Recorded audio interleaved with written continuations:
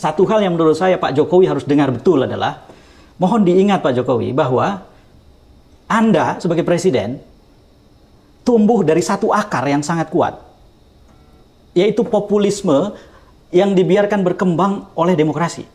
Bagaimana hati rakyat, dukungan rakyat itu bisa diambil alih dengan berbagai cara, tindakan-tindakan populer, entah itu pencitraan atau apapun, itu diskusinya berbeda. Tetapi nyatanya Anda mendapatkan dukungan dan cukup untuk menjadi wali kota 2 kali, gubernur 1 kali, presiden 2 kali. Tetapi jangan lupa, kalau kemudian akar itu yang justru keropos, Anda berbuat seenaknya dan kemudian publik, warga, masyarakat, rakyat merasa rasa keadilan mereka tercederai, mereka merasa dikhianati. Sebagai pohon sebesar apapun, ketika akarnya keropos, akarnya kering, akarnya sakit, tumbang gitu.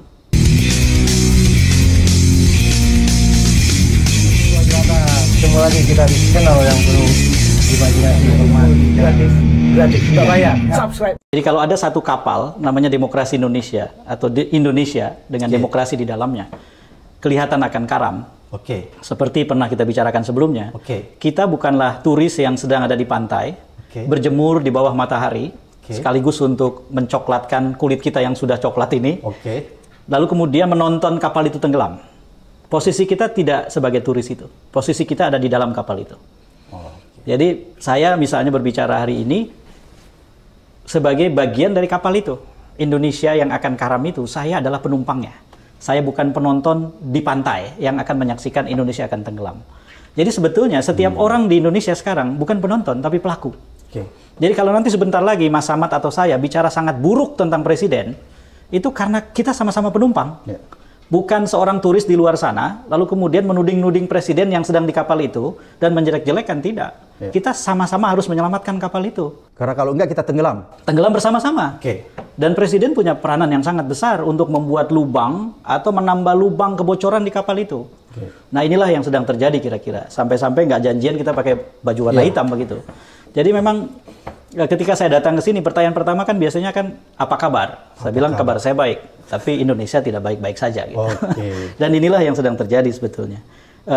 Saya mulai dari pemakzulan saja. Lalu kemudian nanti kita bicara soal keputusan MK dan lain-lain sebagai bagian dari ilustrasi dari semua itu. Indonesia itu sistemnya unik. Sistemnya presidensil, tetapi dengan parlemen yang kuat, yang diisi oleh partai-partai yang beragam. Orang bisa menyebut kuasi parlementer atau kuasi presidensial. Jadi sistem presidensial yang dicirikan oleh multi partai. Yang ketika kemudian ada pemilu, ternyata tidak ada partai dominan. Seperti dulu kita punya Golkar di masa sebelum berdemokrasi sekarang.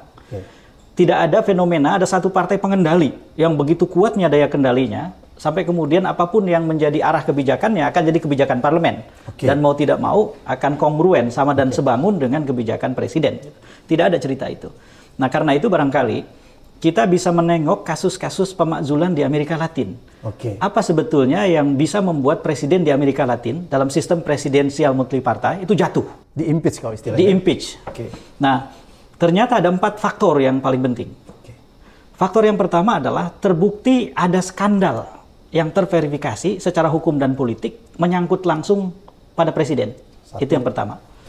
Kalau kemudian kita bisa membuktikan bahwa memang ada skandal, ada kekeliruan serius dan mendasar, ada pelanggaran, penyelewengan kekuasaan yang bisa dibuktikan dan berkaitan langsung dengan presiden, presiden adalah pelakunya, itu sudah tersedia faktor yang pertama. Yang membuat Presiden Jokowi harus hati-hati sekarang adalah kasus di MK, kasus pencawapresan Gibran, dan seterusnya. Itu bisa kita diskusikan sebagai faktor pertama yang tersedia. Apakah termasuk ketika dia pidato bahwa saya udah tahu nih dapat informasi intelijen? Itu kan menggunakan aparat negara untuk memata-matai. Apakah itu juga salah satu bisa? Bisa saja, karena yang disebut skandal itu kan ada skandal pokok dan ada penyerta-penyerta di sekitarnya. Kalau disebut penyerta udah banyak sekali orang yang bicara itu. Yang pokoknya sekarang sebetulnya adalah ketika presiden menggunakan kekuasaannya sampai kemudian menciptakan situasi yang sekarang, yang ditandai oleh nepotisme yang sangat akut. Ini yang pertama. Faktor yang pertama yang sering kali ditemukan di Amerika Latin adalah itu. Faktor yang kedua, kegagalan kebijakan yang dirasakan secara nyata.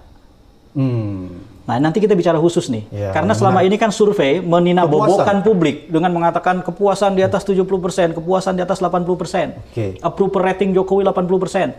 Sampai ada tokoh satu partai yang mengusulkan agar Gibran Rakebuming ditambahkan nama Jokowi di belakangnya. Supaya orang-orang yang puas pada Jokowi memilih Prabowo Gibran. Saya punya keinginan nanti berbasiskan data yang cukup untuk membedah itu. Silahkan.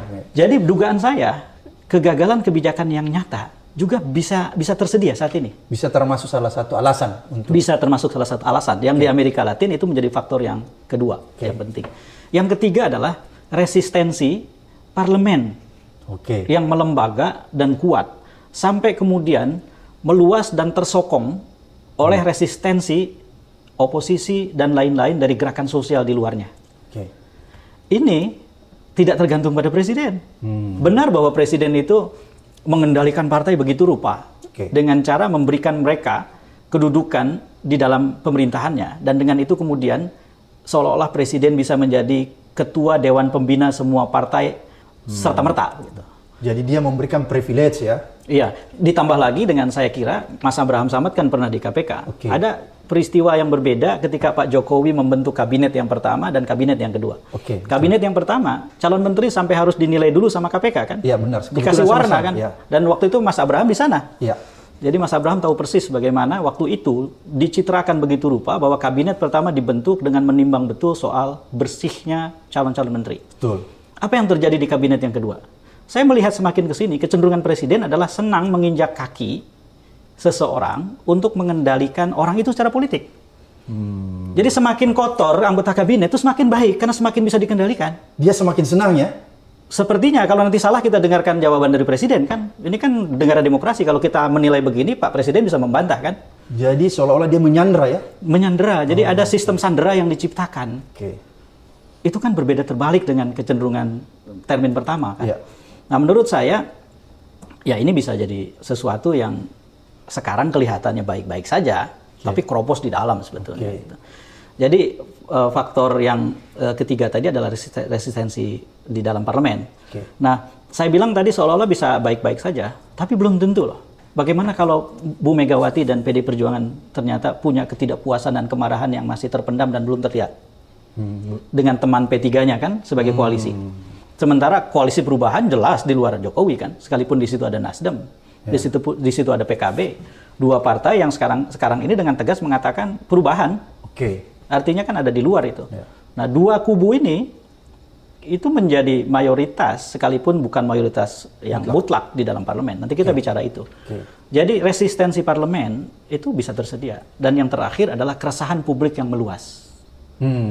Nah, keresahan publik yang meluas ini barangkali orang mengatakan, oh belum terlihat meluas. Gitu. Oh jangan lupa bahwa sebetulnya kemarahan itu banyak terpendam.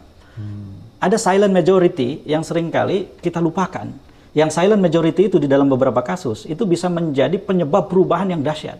Seperti 98 kemarin ya? Iya. Atau dalam kasus di negara yang lain, apa yang menyebabkan Donald Trump kalah sama Joe Biden? Bukan Joe Biden yang sebegitu hebat, sebegitu muda dan seterusnya.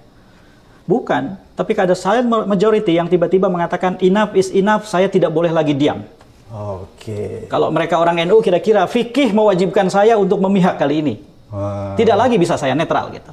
Maka kemudian berpihaklah mereka. 4 faktor ini bukan tidak mungkin tersedia sekarang ini. Nah, apalagi kalau nanti kita rinci ini. Jadi, ketika saya mengatakan ini, saya sebetulnya menjalankan fungsi dan kewajiban saya sebagai warga negara yang diatur konstitusi.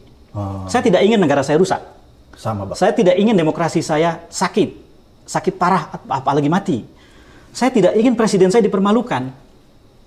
Nah, kalau ternyata presidennya melakukan sesuatu yang membuat dia mempermalukan diri sendiri, saya nggak punya kuasa. Maka kekuasaan kita adalah berbicara seperti ini. Mengingatkan seseorang warga negara lain yang namanya Joko Widodo, yang kebetulan sekarang sedang dapat amanat, yang dipinjamkan kepada dia, bukan milik dia. Dari kita, dari rakyat. Berarti dipinjamkan aja ya? Dipinjamkan. Sesuatu yang dipinjamkan, itu bisa kita ambil lagi.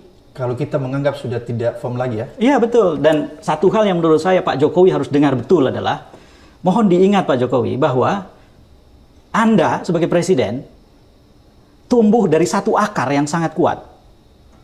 Yaitu populisme yang dibiarkan berkembang oleh demokrasi. Bagaimana hati rakyat, dukungan rakyat itu bisa diambil alih dengan berbagai cara.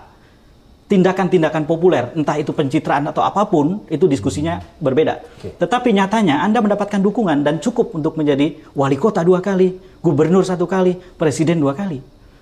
Tetapi jangan lupa, kalau kemudian akar itu yang justru keropos, Anda berbuat seenaknya dan kemudian publik, warga, masyarakat, rakyat merasa rasa keadilan mereka tercederai, mereka merasa dikhianati. Sebagai pohon sebesar apapun, ketika akarnya keropos, akarnya kering, akarnya sakit, tumbang gitu. Dan jangan salahkan orang lain kalau itu terjadi.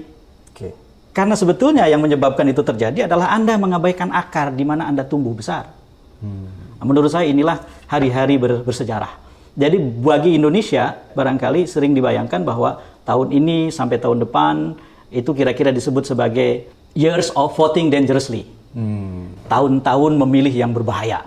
Karena kalau salah pilih, bahaya. Tapi bagi Pak Jokowi, sebetulnya ini adalah years of leading dangerously. Tahun-tahun atau bahkan months of leading dangerously. Bulan-bulan di mana dia harus memimpin dengan berbahaya. Karena salah langkah, oh bahaya. Jadi serius ini situasi menurut saya. Jadi Bang Ep lihat bahwa keadaan sekarang ini sangat serius ya? Sangat serius, sangat serius. Sangat serius. Dan saya harus... mengatakan ini dengan segala feeling, insting yang terbangun pada saya. Sebagai orang yang berkuliah di jurusan ilmu politik dari tahun 87. Dari tahun 89 saya mengajar di UI sebagai asisten dosen. Sampai kemudian saya mendirikan Polmark Indonesia 2009, 20 tahun. Lalu kemudian sekarang 14 tahun saya mengelola satu lembaga yang melakukan riset dan pendampingan untuk kegiatan-kegiatan politik. Jadi saya tidak menganggap ini situasi sangat biasa-biasa saja, tidak. Kita tidak bisa lagi cengengesan sekarang. Jadi siapapun yang cengengesan, sekali termasuk orang yang menuduh orang lain cengengesan sambil cengengesan, itu nggak bisa lagi cengengesan. Cengengesan bukan jalan keluar sekarang. Ini lebih serius dari itu bos, gitu. Kira-kira kita mau bilang begitu ke mereka.